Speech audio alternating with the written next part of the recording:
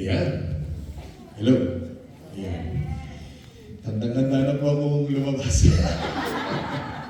Okay, magandang umaga po sa bawat isa. Ay, hapon na pala. Ayan. Talagang inaantok na po ako, no? Good afternoon and once again, nice to see you. Nice to have wonderful fellowship with you all, no po? At ano pa ba po masasabi ko? Salamat po at kumain tayo ng sabay-sabay, no po? Malalakas po para tayo kumain, no? What a joy, no po? And marami na po ako natutunan dito na salitang Koreano, no po? Sa magagsalita po si Ate Pastora Levi, no po? Sabi niya, ano yung sinabi mo? Magkwentahan na tayo. Kwentahan na raw kami. Anyway, medyo ano ang sound ko yan, no? Parang hindi ako bumaba. Narinig ako sa likod. Okay. Okay na rin po yun. No? So, ang ano po ngayon ay maiksi lang po ang aking i-share ngayon. No? Napaka-iksi, mga siguro 4 na oras po. No? Okay, mahusin niyo yun. No, it would be very short, no po, and ang kakausapin po ng mensaheng ito, no, ay ang disipulo ng Panginoong Hesukristo. Amen. Lahat po dito ay disipulo ni hindi po disipulo ni Procopio. Disipulo po ng Panginoong Diyos, at kung ikaw ay disipulo ng Panginoong Diyos, then this message is for you. Amen ba yun? Amen. Wherever you are, whether you're in the Philippines or in Korea, importante po na tayo po ay disipulo ng Panginoong Hesukristo. Pag sinabi mong disipulo, tagapagsunod ng salita ng Panginoong Hesukristo. We are disciples. That's why we call ourselves Christians. No po? Dahil tagasunod po tayo ng salita at utos ng Panginoong Diyos. And so let me begin this message to all of us. No po? We are, when we say disciples, kasi meron pong malupit na commission ang Panginoong Diyos po sa atin. Kinumission niya po tayo. At ang sabi niya po ay, go and what? Make disciples. Go and make disciples of all nations. And when I say that, yun po ay ang kanyang last will ng Panginoong Diyos. Alam niyo po, pag ang ating mga magulang ay mamamayapa na, minsan meron pong last will. Tama ba po? May pamamana. Lupa. Amen? Napapanahan ba ko kayo? Kahit lupa sa paso. Meron po. Last will. Yung last will po na yun, very important po yun. No? Talagang ino-honor po ng batasyon. No? Si Lord meron din pong last will. Pag siya umakyat na po sa langit, go and make disciples of all nations. No po? So yan po ang important sa atin. No po? At kung ikaw ay disipulo, you will take to heart the last will of Jesus Christ, na po, when He was on earth. Na po. And so, na po, let me begin sharing this with you. If you believe that you are a disciple, this message is for you. Na po. We're talking about leadership. Po, yun po ating pag-uusapan ngayon. No?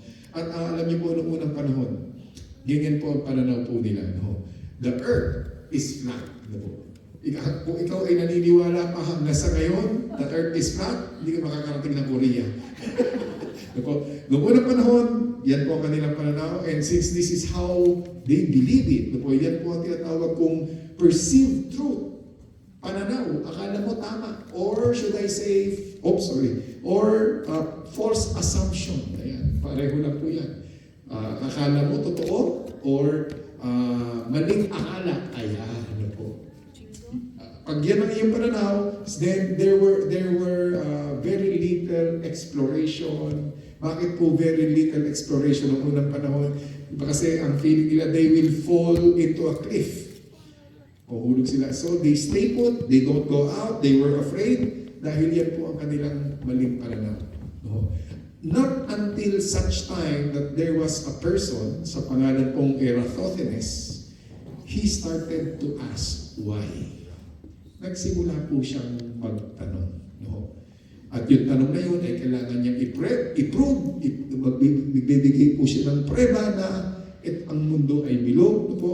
At nung nabigay niya po yung preba, no po, in other words, no po, the correction of the false assumption moved the human race forward. Bilog pala ang mundo. No po? Na-prove, okay, nagtanong, na-prove, at ayan na po po. So pumasok na po ang mga innovation, pumasok na po ang trade routes, na po ang mundo po ngayon ay umiksi na po. Lumiit na po ang mundo. No? At salamat po sa Diyos. No? At dahil po dyan, no po, ay meron po kasing isang taong nagsimula magtanong at kailangan sagutin. At ang pagtatanong po ay isang pinopromote din po ng salita ng Diyos. Kasi minsan tayong mga Pilipino ay ayaw natin magtanong. Ano po? At pag sinabi ko pong ask, it's either ikaw ay humihingi or ikaw ay nag-i-inquire. Okay? So, interchangeable. No? Ang Pilipino po, hindi po siya mahilig magtanong. Bakit po? Kasi pinalaki tayo, pag sa school, nagtanong ka, Ma'am, sasagot, yan lang, hindi mo pa alam. Nakahiya, ayaw na magtanong. Pag nasa bahay naman, Tay, ano ba itong gato? Ay, huwag ka sumali sa usapang matatanda. So, ang Pilipino po ay, kahit paano siya po ay lumaking, ayaw niya magtanong, mapalalaki, mapababae. Pero yung ibang lahi kasi, it is being promoted. You have to share your opinion. Pero ang Pilipino, tahimik! Wala kang modo, wala kang ganang pag sumali ka sa usapang matatanda. Nako, at ito po ay nire-enforce ng school. Nakakalungkot po, no? Kaya po, ang Bible ay ipinopromote ang pagtatanong. Tulad po ng sabi po dito sa John chapter 14 verse 12, basahin po sa inyo, sa mga disipulo. Most assuredly, Jesus said, I say to you, he who believes in me, the works that I do, he will also do. No po? And greater works than this he will do. Mas yung ginawa ni Kristo, mahihigitan pa natin. Wow. Ulitin ko po, no? Baka nagkamali tayo ng basa. And greater works than this he will do, because I go to my Father. Yung ginawa ni Lord, pambihira na magsalita to. Mas mahihigitan pa natin. I just want to pause there for a while. Whether you are ministering or discipling in Manila, in the Philippines, or in Korea, the works of the Lord, greater, we can do more than that. And he continued, and whatever you ask in my name, that I will do, and the Father may be glorified in the Son. Can I read it again? And whatever you ask in my name, that I will do, that the Father may be glorified in the Son. And let me move on. If you ask anything in my name, I will do it.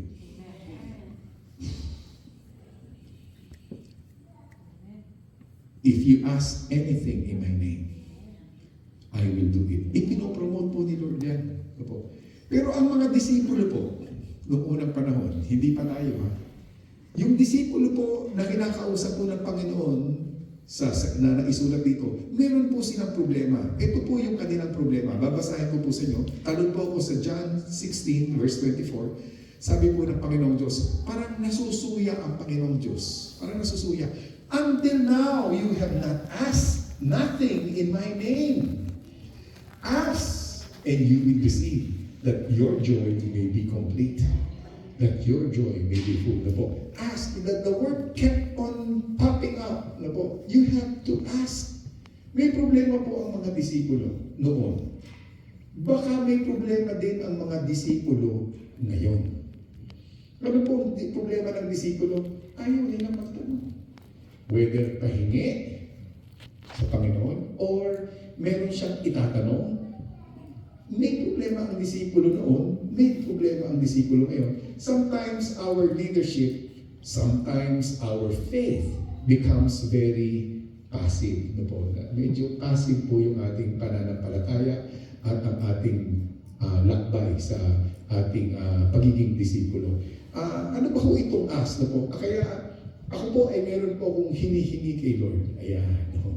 Talagang meron po akong hinihingi. Kasi ang hirap pong magpasto. Para wala nag-amen, no? Amen. Mahirap din maging born again.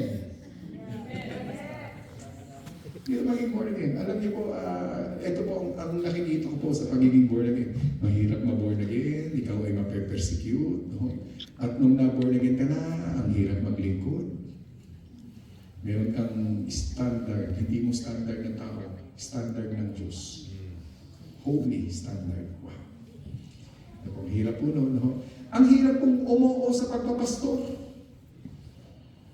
Kita nyo, wala nag-amen. ang hirap umuo sa pagpapastor, no? Yes, Lord, I will follow you. You will adhere to the call of God. Napakahirap mong magministeryo. Ipapahinga mo na lang, ini-ministeryo mo pa. Papahinga ka na lang eh. Pagod na sa trabaho, magmi-ministeryo ka pa. Ang hirap magsakripisyo.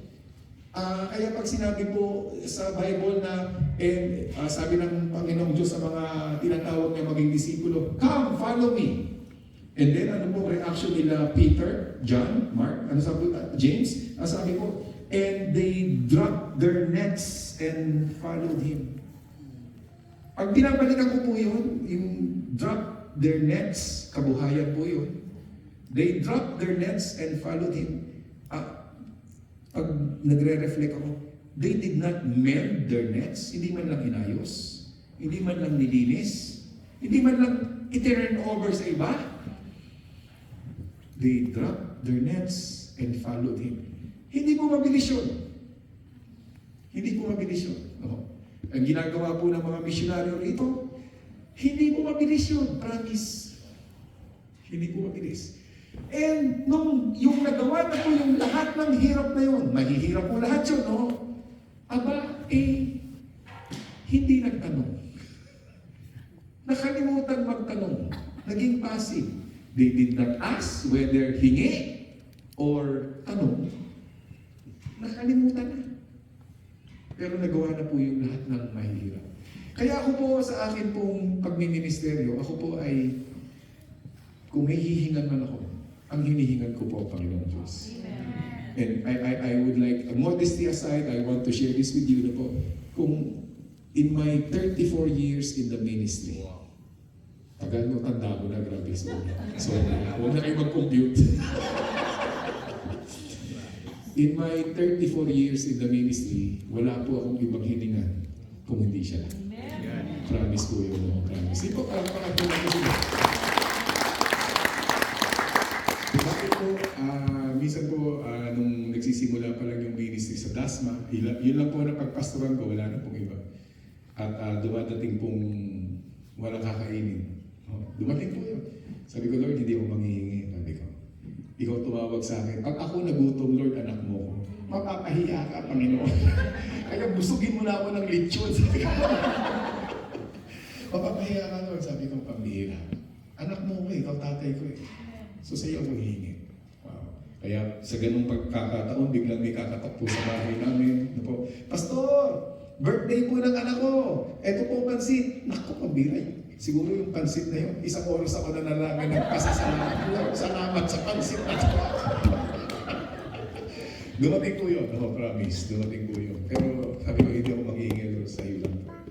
We have to ask, Father. Sometimes we have forgotten to ask. At ngayon po, ano pa ba ho ang aking hinihingi? Ako po ay nagtatanong, ako po ay humihingi dahil meron akong vision. Do you have vision? I have a vision as a leader. I have a vision for the Philippines. Ano po ang vision ko sa Philippines? Ito po ang aking vision. Born again. Bakit ko gusto ito? Sa tingin ko, sa ganitong pamamaraan lang maaayos ang ating bansa. I don't want to offend you. My prayer is, sana dadating ang panahon, ang Pilipino, hindi na po siya mag-a-upload para maghanap buhay. Hindi niya naiiwanan ng kanyang pamilya. Hirap na eh. Sama-sama sa Pilipinas, sama-sama tayo sa ating bansa. No? At pag nagsimba, sama-sama. Hindi naman po siguro masama yung aking ini-envision ko. Born again, Pilipinas na po. At nagkataon na po, pag tinitignan po natin yung bansang Pilipinas, mukha siyang tao. Yan lang po ang bansa na parang hugis tao. Tama ba po? At kung yan po ay hugis tao, yan po ang Cavite. At kung yan ang Cavite, siya po yung bibig. At nandyan po yung church natin. Parang bias ako, no? Yan po yung bibig. No po, kung yan ay hugis tao, yan po yung bibig. No po, ang Cavite. At pag tinitignan ko po ang kasaysayan ng bansang Pilipinas, no po, the history of the Philippines, the revolution started in Cavite. Yeah, ano po, atapang katao, hindi atakbo. No po, yung sa Cavite po, nagsimula din po yan. No po. And my prayer is, sana dyan din po magsimula ang spiritual revolution. Yung panalangin ko po yun. No? Kung magsisimula man po sa ibang probinsya ng Pilipinas, purihin ng Diyos. Pero sa nakikita ko, mayroon pong kinalaman ng Cavite sa spiritual revolution sa buong Pilipinas. No po. At kaya po sa ating church ngayon, sa DASMA, no po, ay pinipilit at pinagsusumikapan namin na magkaroon po ng everyday worship. No po, yes, Sunday worship is good, but everyday worship. Sapagkat naniniwala po rin ulit ako na sa pagpupuri sa Panginoong Diyos, no po, it will draw people unto the Lord. It will open heaven, change hearts, no po, do miracle will fall. No po, when we worship God, no po, God will dwell in the midst of the praises of His people. Do you believe that? Amen. I believe that. So when we praise a while ago, when we worship a while ago, the presence of God dwells in the midst of the praises of His people. Nakakakilabot po yun. Amen. Nakakakilabot po yun. At pag nagdedwell yung presensya, yung banal na presensya ng Panginoong Diyos sa kalagitnaan natin, andun po yung kagalingan. Andun po yung restoration. Diba? Andun po yung nai-strengthen tayo ng Panginoong Diyos. Diba? Kaya importante po yung pag-worship. Diba? Kaya sa church po, hindi pwedeng walang vision. I am setting the vision. Ito na po yung kung saan ilalaman ang mga tao. Kinukulang na po yung DASMA para ilaman ang mga tao. So someday, it would be sitting, excuse me, it would be sitting 12,000 seating capacity. And all they will do is worship the Lord. And my prayer is, every day po ito. Kasi kung napapakilala ko ng Diyos, 12,000 seating capacity na ang gagawin niya ay magpuri sa Panginoong Diyos. Sana pagbigyan pa ako ng Panginoong Diyos nito. No? Sana mapagbigyan pa ako. This is what I ask. Nilalakihan ko na po yung hingi ko. Ano ba hinihingi mo sa Diyos? What do you ask from God? It's either hingi or tanong. Ano ba hinihingi mo? Para sa iyong pamilya? Para sa iyong trabaho? Baka nakakalimutan mo ng humingi. Magtanong sa Panginoong Diyos. Ask and I will do it. Hamon ng Diyos yun eh. Ask anything in my name. Pambihira. Malupit yung hamon eh ng Diyos. Diba? Parang meron tang, hindi naman ganun. I cannot reduce it to this, but sabihin ko na rin, para siyang genie. Ask anything in my name, and I will do it. Wow. Hinahamon po tayo doon. Hindi po siya genie. Inuulit ko, no. I cannot reduce my God into that, no po. Pero pamiray, baka nakalimutan na ng mga disipulo humingi sa ating Panginoong Diyos. What are you asking? Sometimes we end up with a passive leadership. I have to differentiate the two. Passive leadership and active leadership as a disciple of Jesus Christ. What do you mean by passive? Ang passive po ay reactive lang, react ka lang, react. Wala na kasing nangyayari sa ministry mo. Wala na kasing nangyayari sa ating ginagawa bilang mananampalataya. Kaya kung ano makita, react na lang. Doon na lang tayo nabubuhay. React. Hesitant. Hindi, mahirap yan. Hindi, wag na. Yan. Hindi pa natin nasusubukan yan. We are hesitant or nauuwi tayo sa nahihiya. Disipulong nahihiya. And let me remind you, ano po sabi ni Timothy, ni Paul? God did not give us the spirit of timidity. Yung mahihiyain. But gave us the spirit of what? Love, power, and self-discipline. Wow. Ano po kaya pag ang Kristiyano po ay timid or mahiyain. Hindi pala kay Lord yun. Alam niyo po, ma-share ko lang po, ako po ay introvert. Ano po, honestly, yun po ang aking personality. Mula elementary hanggang college, talagang wala po akong leadership na dahil nakakahiya nandito. Yung harap ka sa tao, nakakahiya po yun. Po. But I need to share, when I got born again, I need to share the gospel of Jesus Christ. I was compelled to share the gospel. Kasi yung bibitawan kong salitang nakakapagbuhay ng tao. Hindi ko salita eh. Salitang pag siniyar ko, yung salita ng Diyos, bubuhay ng tao to. Ilalayo ka sa impyerno. Dadaling ka sa langit. I was compelled by that. Pero kung ako lang ang makakapili, yung personality ko, nananahimik lang po ako sa buhay ko. Now, as I face you as a crowd, as a congregation, compelled by the love of Jesus Christ. So I have to share the gospel. Kailangan mawala yung aking hiya. Parang pangit pag sinabi sa ibang parano, walang hiya na. No? Kailangan mawala yung hiya dahil compelled by the love of Jesus Christ. No po. So ito po ang passive leadership. No po. Karamihan ng Pilipino, yan po siya. Yan ang nature ng Pilipino at Pilipina. Maria Clara. Ano ba po yung active? Ano ba yung active? Siya po ay proactive. Nag-iisip po siya. In-advance yung kanyang isip. Sino ba po dito ang mahilig mag-chess? Marunong mag-chess? Ayun po, ang bihira. Kayo pala si Karpo. So ito po pala ang proactive. You are thinking 10 steps ahead. Sa mga chess player, you know what I'm talking about. You are thinking 10 steps ahead. Hindi pwedeng tira, kain. O hindi ka mananalo sa chess ng gano'n. Di ba? Yung itira mo ngayon, alam mo na ang mangyayari sa ika-5, ika-10. You are proactive. And being the disciple of Christ, when we move and share the gospel as a leader, as a disciple, proactive. Proactive na po tayo. Sa ating trabaho ngayon, di ba, proactive tayo. It has to be like that. Inuunahan mo na. Alam na po natin. No? Ano pa ba ho ang isang active leadership? Ang active leadership po siya po ay assertive.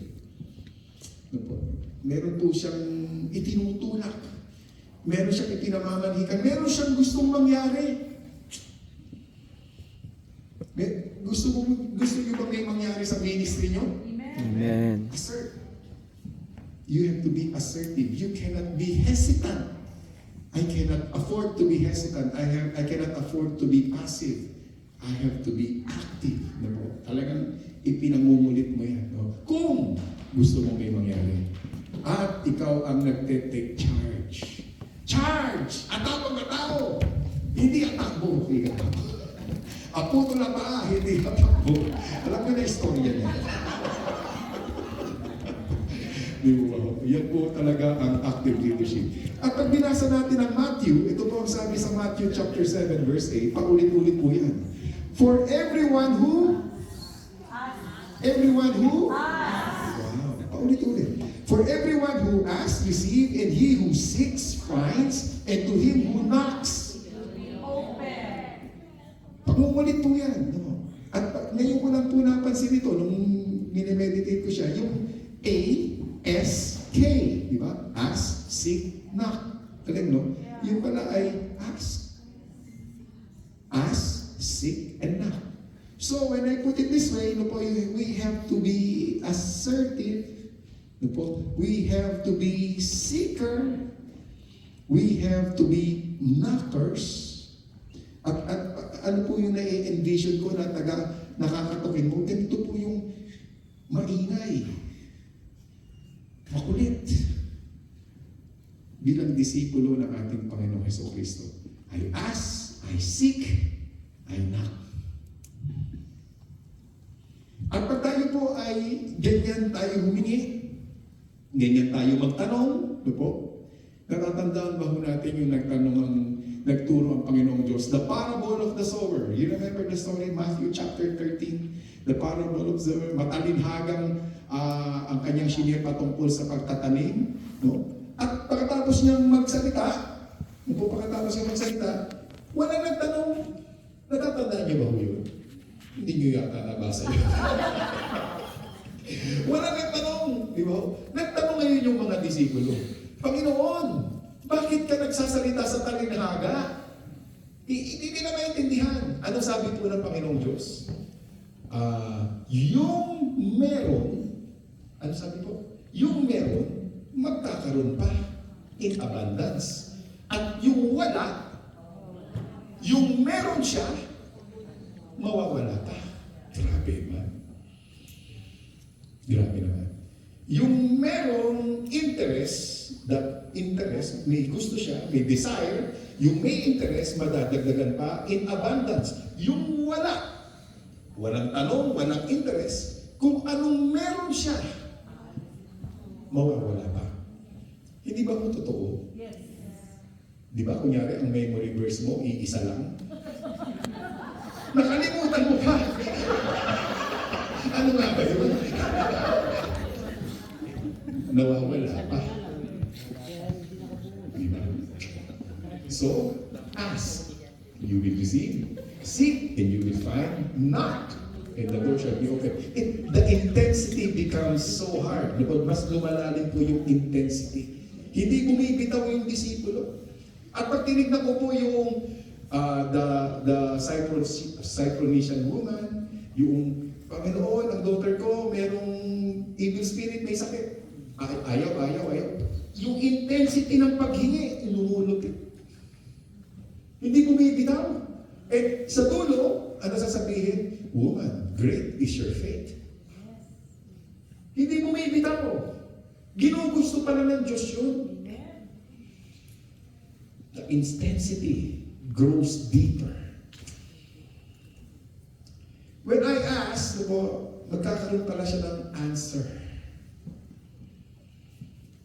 When I ask, then there will be a solution. When I ask, there will be knowledge. Puro ask.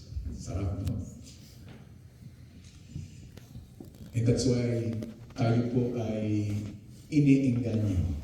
Tayo po ay itinutulak na magtanong na po. Ask, meron pang isang ask, but wait, there's more. This is what I will be asking. I would be asking for the anointing of the Lord. Are you asking for the anointing of the Lord? Amen. Panginoon, anoint mo ako. Are you asking for the anointing? Now, mabilis ang tanong. Kung humihingi ka ng anointing ng Diyos, saan mo gagamitin? Sabi na iba, kung ano. Kung ako ay humihingi ng anointing ng Diyos, saan ko gagamitin ito? Siyempre gagamitin mo sa ministry. Saan pa ito magagamit? I'll be asking for His anointing. I'll be asking for His strength. Panginoon, bigyan mo ko ng lakas.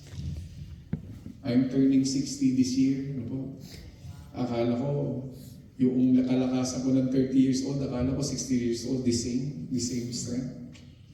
Joke only pala yun. It's not the same. I need divine strength. No po? Wow. No po? And ano ba ang aking pinag-inaas? Kaboom! Kaboom in the ministry. Dunamis, explosion, exponential growth. Ayan. Gusto natin ng exponential growth sa Pilipinas. Amen. Power na again ng mga tao. Gusto natin ng exponential growth dito po sa Korea. Amen. Palakpakan natin po sa Pilipinas. The Lord brought you here, maybe because of work, or maybe because of something else that we don't know. I really don't know. Yesterday, I was talking to Pastor Sang Moon Lee, and nagulat po ako, na-shock po ako sa kanyang sinasabi. Sabi niya sa akin, Pastor, pray for a revival in Korea. Natahimik ako. Revival in Korea? Ang Pilipinas nga ang gumagaya sa inyo. Di ba? Yung Prayer Mountain, ginagaya sa Pilipinas yan. Kung paano manalangin ang Koreano, ginagaya po sa Pilipinas yan. Now, what a contrast. I mean, ironic na ang isang Korean pastor nagsasabi, pray for a revival in Korea. What? Naiiyak po ako. Kasi sabi niya, kasi pinagyaman na ang bansa na Korea. Kasi dati, nung mahirap ang Korea, magulo ang Korea, naku, pag nanalangin sila, pambira, 3 oras, 5 oras, talagang luhod, lupod, sipon, uhog, sama-sama na po yun. No? Ngayon, nung yumaman na, yumaman na, yung kanilang pag-aas ay tinugon na, nakalimutan na ng Korea. Ang manalangin sa Diyos. Pray for a revival in Korea. What? Sabi ko, what? Yung pagpapala, siyempre gusto ko pagpalain din ang aking bansa, ang ating bansa. Yung pagpapala, naging sumpa, nakalimot sa Diyos. Ayoko na ng pagpapala kung gano'n. Sa akin lang po yun. No? Humihingi tayo ng pagpapala. Pero kung yung pagpapala ay ang siyang maglalayo sa akin sa Panginoong Diyos, ayoko na. Ayoko na. Ang Korea po ay inangat ng Panginoong Diyos dahil ang kanilang mga ninuno ay taimtim na nananalangin. Marami pong patotoo yan. Sa lamig, sa bundok. You know what I'm talking about? You heard those stories. Ilang oras mananalangin sa lamig doon sa bundok, sa prayer cell. Ayun, tinugon na. Naku, nawala na po. Hindi kaya dahil kaya nandun ang Pilipino ngayon sa Korea. I don't know. Baka meron pong purpose na tayo naman na magtuturo sa kanila na manampalataya. I don't know. The disciples of Jesus Christ. Kaboom. Kaboom in Korea. Kaboom in the Philippines. Amen. Sige na po.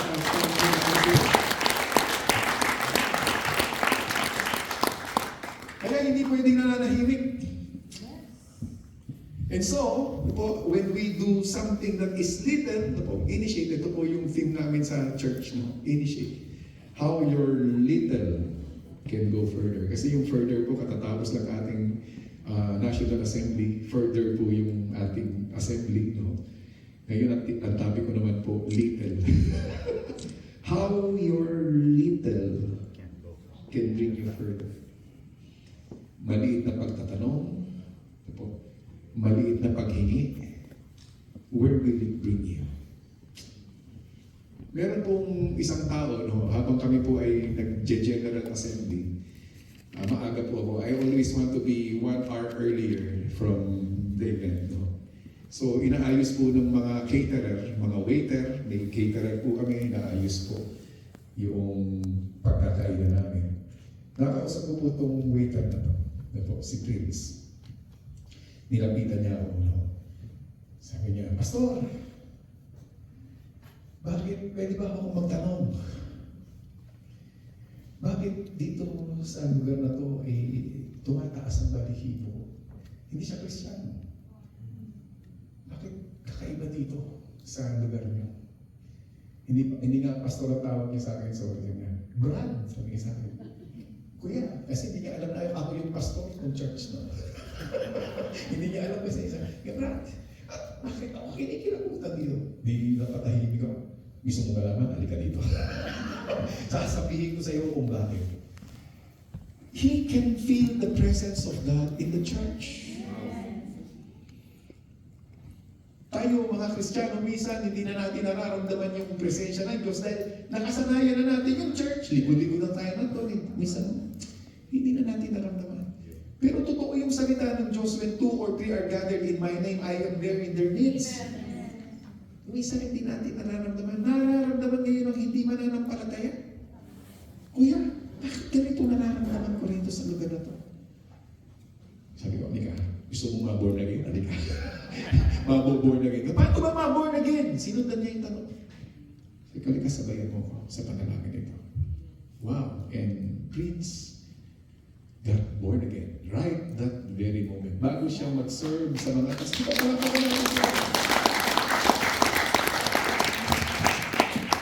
nagkamali siya ng tatanungan. Pastor ang natanungan niya. Doon siya nagkamali. Na-born again tuloy siya. Joking aside, kidding aside, yung maliit na tanong niya na yun, how his little will bring him further. Palayo sa impyerno, palapit sa langit. Sa maliit na tanong na yun. Ilan pa kaya ang dapat magtanong dito sa Korea ng gano'n? Mapa-Pilipino man o mapa-Koreano man. Makasalubong man sa kalye. Of course, you know where the Filipino communities are. Nasaan sila? Na paano ko kaya mahihingkay at magtanong tong mga tao? O baka ang maliit na hakbang, that little of ours will bring these people further. A little sharing, a little praying, a little tap in the back. Matapik, ay ate, kamusta ka na? How will it bring them further or nearer to the word of the Lord? The disciples. Yun po yung tanong. Meron namang example ako ng hingi. Minsan po ay tinawag ako ng Panginoong Diyos magministeryo sa Cavite. Ito po yung aking first church na pinagministeryoan at 34 years na po akong nagmi-ministeryo dito sa Dasmariñas, Cavite. Wala na po akong ibang experience na ibang assignment kung hindi ito lang po noon. Nung yung church po ay natatandaan ko po na ako na po yung talagang senior pastor ng church. The church was around 30 people in attendance. 30 people. Meron po akong sinabi sa Panginoong Diyos. Ako po'y bumubulong sa Kanya. Nagje-Jericho walk ako, mag-isa, walang worker. Ako po ay bumulong sa Panginoong Diyos. Sabi ko sa Kanya, Panginoon,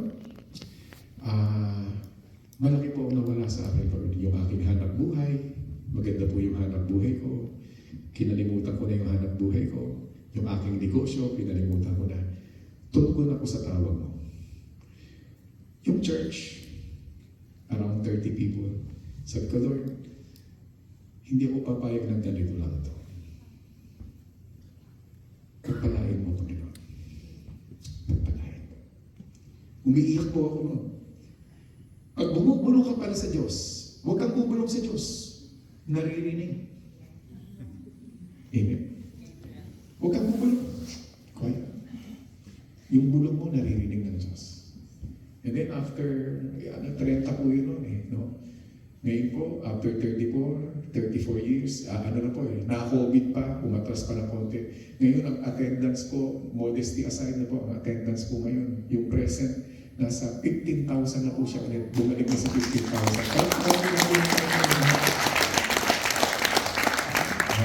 At siya po ay very strong, very strong po siya, at marami po siyang natutulungan.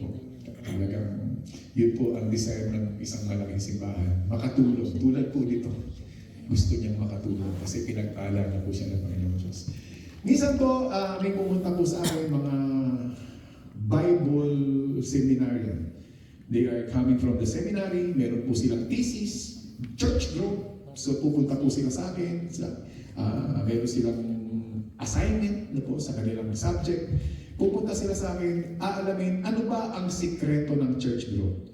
So pupunta po sa akin mga 5 estudyante, na po dala laptop, dala yellow pad, dala ballpen. Pinagbigyan ko po kasi i-interviewin po nila ako. What is the secret of your church growth?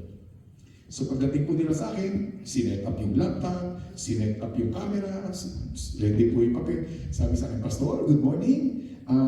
Can we understand what is the secret of your church for church growth? Ito po sabi ko sa kanya, wag mong kalilimutan. Don't miss this. Sabi ko, write it down. Yes, we will write it down. So ito po sinabi ko sa kanila. Favor of God. The favor of God. Sinulat po nila. Okay. Ano pa? Wala na. Tapos na. Wala na. Wala na.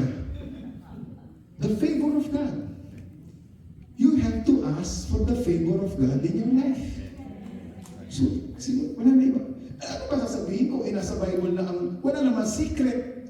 Turuan ka manalangin, turuan ka mag-ayuno, turuan ka mag-evangelist. Wala naman secret. That's right. But maybe the question is, do you know how to ask? Di ba ho, pag binabasa ko yung 1 Kings, 2 Kings, Samuel, 1 Samuel, 2 Samuel, di ba ho, pag humaharap sila sa hari, may you find favor, may I find favor in your sight. Paulit-ulit po yun. May I find favor in your sight. Kung gano'n ang sinasabi ng mga tao sa hari sa lupa, lalo na sa Panginoon Diyos. Lord, may I find favor in your sight. Pagpalain mo ang gawa ng aking kamay. Baka dito lang nagkakatalo kung bakit may lumalago at hindi lumalago na gawain. Baka hindi tayo marunong humingi. Ask the favor from the Lord. Baka doon lang, there lies the difference. The hairline difference between may nangyari sa prayer ko or walang nangyari. Hairline difference. How do you ask the Lord? Ask in my name and I will do it. Kailangan ka naman eh. Kailangan din ako. Pareho lang naman tayo ng Diyos. The difference maybe lies on how we ask the Lord. Think about it. Finally, sabi sa inyo, maisila po yung aking share. Ito pong Polaroid. Sino nakakakilala sa Polaroid? Pakitaas nga kamay. Magkasing edad tayo.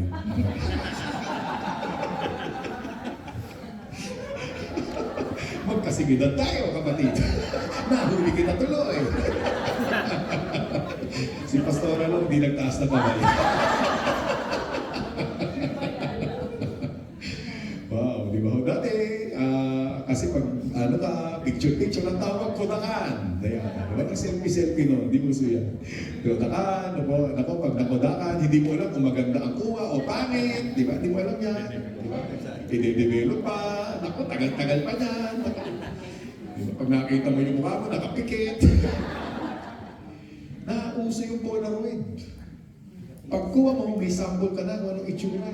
Wow! Sumikat po yung Polaroid. Sikat na sikat po yan. Mahal yan. Polaroid, pambira, no? Pag kuha mo, develop agad. Wow, kita-kita mo na agad. Grabe, no? Sikat. Kaya lang, hindi na sila nag-improve. Sila po ay founded 1937. Hindi na nag-improve. Meron po tinatawag na success trap. Na trap na, patibong. Katagumpayan na patibong, pambira. Success trap. Meron pong debt trap, yung utang, patibong. Debt trap. Meron din po palang success trap.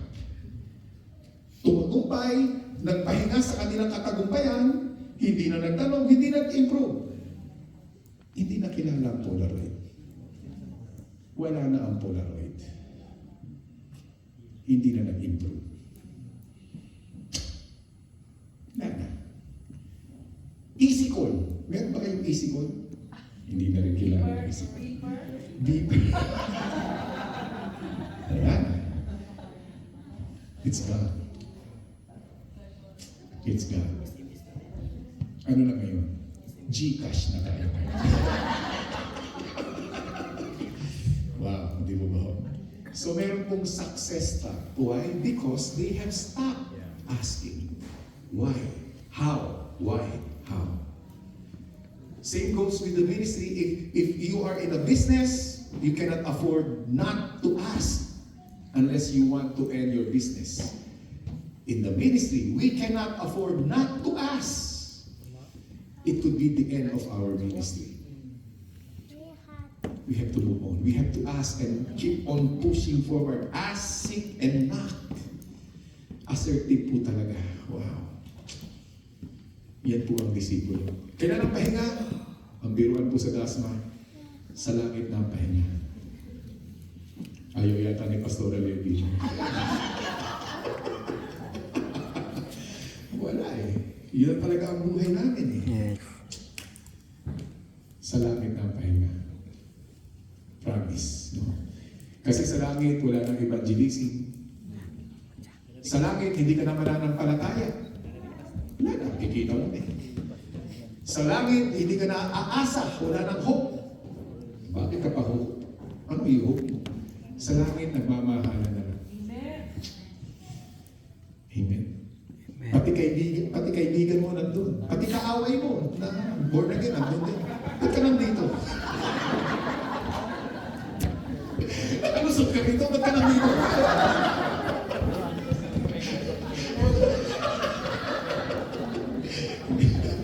Hindi ko na po sila makikilala. Buti na lang, hindi ko na kayo makikilala.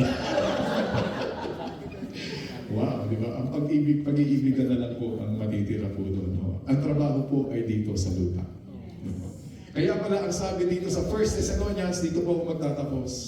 1 Thessalonians 1:3. Sabi po ni Pablo sa mga Thessalonica, we remember before our God and Father, your work produced by faith. Ang trabahong bunga ng pananampalataya. Your labor prompted by love and your endurance inspired by hope in our Lord Jesus Christ. Tatlo lang po ang gusto ko i-highlight dyan. At alam ko ikaw yan. At alam ko ikaw yan. Your work produced by faith. Your labor prompted by love. Hindi pera. Hindi pera. Labor prompted by love and endurance. Bakit ako nagpapagal? Inspired by hope until the coming of the Lord. Tatlong bagay lang. Tatlong bagay. Uulitin ko, work produced by faith. Hindi ko dahil maraming pera. Hindi ito ay produce na kung ano pa man. Pananampalataya ito. Ang labor ko prompted by love and my endurance inspired by hope. Can I invite everyone to please rise?